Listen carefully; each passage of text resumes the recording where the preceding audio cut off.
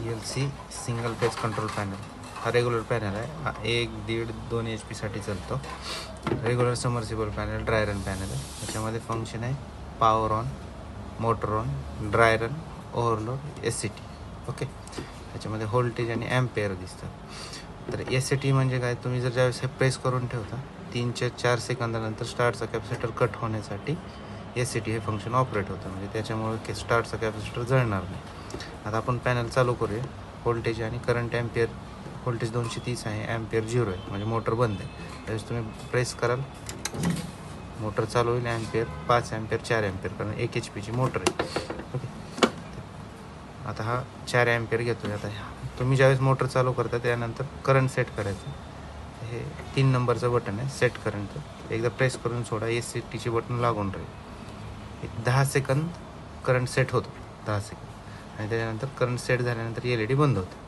आता हा बंद झाला LED म्हणजे करंट सेट झालेला आहे. ऑलरेडी पॅनलला करंट सेट केला होता, त्याच्यामुळे ते 2-3 सेकंद घेतला ते. आता या कंडिशनमध्ये आपल्याला ओव्हरलोड आणि ड्राय रन कंडिशन चेक करायची. त्यामध्ये काय आता तुम्ही ॲम्पेअर करंट जे 4-5 ॲम्पेअरला सेट केलेला आहे तो जर कमी आणि जास्त झाला तर ड्राय रन आणि ओव्हरलोडची कंडिशन येते. त्याच्यामध्ये आपण एक कंडिशन करूया ओव्हरलोडची. एक ओव्हरलोडची कंडिशन करतो. ॲम्पेअर वाढला, ओव्हरलोडमुळे मोटर बंद पडेल LED लावून. आता हे रिसेट करायचं आहे. लाल बटन दाबा. पूर्वी जसं होतं ते त्याप्रमाणे स्टार्ट स्टॉप सेट करायचं बटन आहे. आणि हे SCT जर चेक करायचं असेल तर हे प्रेस करून ठेवा, बंद होऊन जाईल पॅनल. ओके. मधून पॅनल असा दिसतो, पूर्ण क्वालिटी मटेरियल आहे. बॉक्स टू बॉक्स आहे. याच्यामध्ये रिले, ट्रान्सफॉर्मर, डिस्प्ले पूर्ण याच्यामध्येच येतं.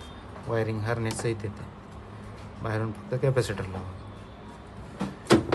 कनेक्शन फेज न्यूट्रल RY बस. ओके. कस्टमर केअर नंबर आहे 7767999998. पॅन इंडिया आपण मटेरियल देतो. थँक्यू.